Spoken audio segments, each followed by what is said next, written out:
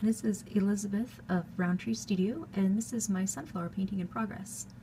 I thought you might find it interesting to have a very short look at Drybrush watercolor, which is a technique I've started using on the stem here.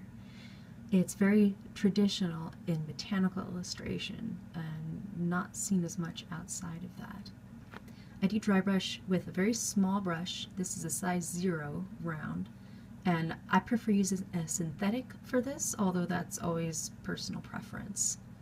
So what I dot my brush, and on my palette I have the color mix I'm working with, and it's dry, or mostly dry. I've made a very thin layer and allowed it to dry. So what I do is I wet my brush and then wipe off basically all that moisture, so the brush is just damp. Then back over here to the palette, I pick up some of that dried paint,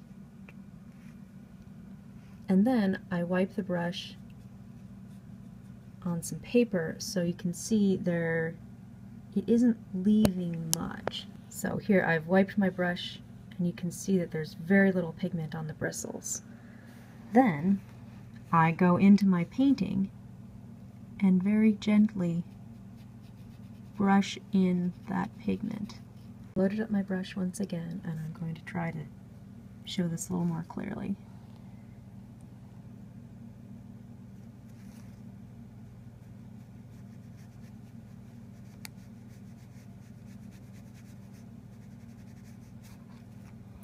I hope you can see that the color is building, but it's pretty subtle.